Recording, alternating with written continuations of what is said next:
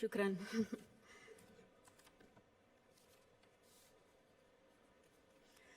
Good morning, Your Highness, Excellencies, friends and colleagues. I would like to thank you for the opportunity to be here today. It's also an honor to join forces with Educated Child, an organization led by a woman who is an amazing role model, a woman who has shown such relentless dedication to getting every child in school. This is such an exciting day for us because it marks the beginning of a new era in my home country, Colombia. Most of you may know me as an artist, as an entertainer, and that's indeed my calling and what I've been doing since I was 13 years old. But I never would have imagined when I started out that my work as an artist would end up being the vehicle for me to serve my greater purpose in life of working towards eradicating poverty through the power of education. As a Colombian citizen, inequality is a concept that sadly one becomes very familiar with at a very young age. It's a country like many others in Latin America where a few have a lot have almost nothing, and where if you're born poor, you will almost certainly die poor, and where people don't access equal opportunities. And because of that, generation after generation after generation live trapped in the same vicious cycle fed by prejudice and inaction. Growing up in my country when I was around 8 years old, I remember I saw kids my age who, instead of being in school, were already working in the streets, were barefoot in the park, kids like me, whose reality was completely different than mine, only because of the circumstances into which they were born. It was really hard for me to accept that something so unjust didn't have a solution. There had to be something that could be done. So I often asked myself why the adults around me were so resigned to the fact that these kids, who were just like me, or even their own children, were living in a parallel reality so different and so cruel. As Kofi Annan put it, poverty is intolerable in a world of plenty. So as soon as I had some success, the first thing I wanted to do was to invest as many resources as I could into what later would become the most meaningful project of my life, working for children. So I set out to find a team of people who dreamed big and worked hard and thought like me to help me right the wrongs that I had witnessed throughout my entire childhood. And that's when our foundation, the Barefoot Foundation, Pies Descalzos Foundation, was born.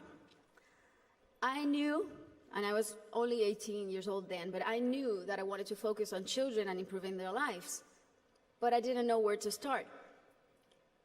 So I really felt that I needed to learn what the roots of inequality and low social mobility were. So I decided to study the reasons why children were working in the streets, or why some children were being recruited by the violent organizations like the paramilitary or the guerrillas. Why were so many children suffering from chronic malnutrition? And I realized that most of the issues that children face in my country had and have a common denominator: the lack of access to quality education. To me, it became crystal clear that education was the surest way to give all of these kids the best fighting chance of improving their circumstances in life, because education is the great equalizer. When I started building schools in Colombia, we chose the most remote areas where there was literally nothing, no infrastructure, no paved roads, no electricity, no potable water. And we decided to build in those places, but not only build schools, but state-of-the-art schools. Schools with comprehensive models that included ECD programs, school feeding programs, parent and teacher training. And another very important part is we decided to engage the government as a strategic partner and made it nearly impossible for them to say no to doing their part by showing them results through our holistic model that really proved to work.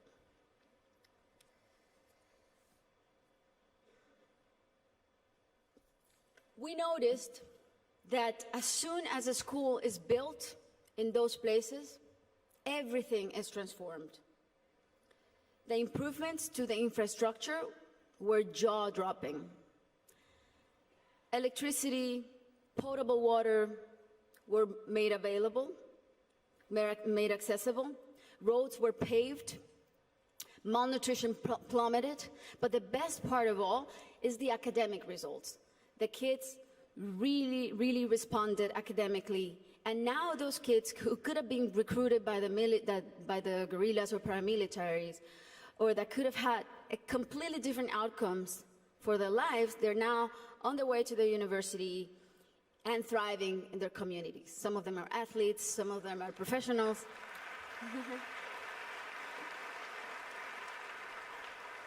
That's why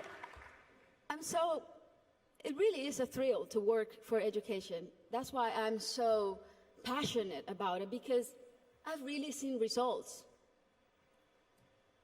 that are as palpable as this podium. And seeing all these success stories that have a name and a last name has been one of the most rewarding things I've done in my lifetime, even more so than winning Grammys, I think.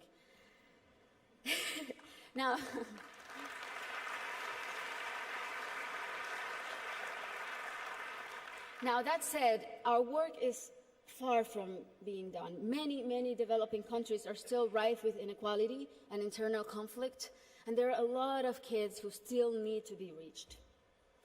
History is not only the past. History, it's made every day in the present. And what matters now is how we go forward and how we fix what's wrong. And that is the real challenge.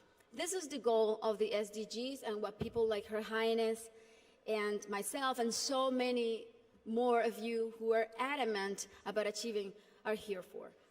Facts don't lie, and numbers show what an incredible return on investment a quality education provides. For instance, if all students in low-income countries left primary school with basic reading skills, 171 million people could be lifted out of poverty. Systemic change often begins from the bottom up rather than the top down. The government must take responsibility, and we should all put as much pressure as we possibly can, but the rest of all, the civil society, should also do their part. What we have discovered, both at Pies Descalzos and Educated Child, is that many times only one single barrier to entry, such as no access to transportation or basic needs like a functioning bathroom, can prevent a kid from attending school or even put them at risk of dropping out. Sometimes all it takes to change a child's life is the security of a hot meal in school or the ease of being able to hop on a bus that will leave you safely at your classroom's door. It's as simple as that. And these are simple interventions, and they don't cost a lot. The biggest effort really is in mapping the communities, in going door to door, searching for the out-of-school children, talking to the parents, talking to their families. Giving a name and putting a story behind these children is the first step to start rewriting their story. Over the next 3 years, we pledge to get 54,000 kids who are out of school or at risk of dropout into the educational system. Ultimately, more than 295,000 people will benefit from this project, including children, teachers, families, and community members. New schools and classrooms will be built. School kits and uniforms will be distributed. Children will be enrolled in school, feeding and transportation programs. Teachers will be trained in strategies and in how to identify those students who are at risk so they can receive psychosocial support. And we are extremely confident that this partnership is only the beginning and will be the model to replicate throughout my country until not a single child is out of school. This is our responsibility. Thank you. This is our responsibility to our children and our debt to fulfill for the generations to come. Thank you very much.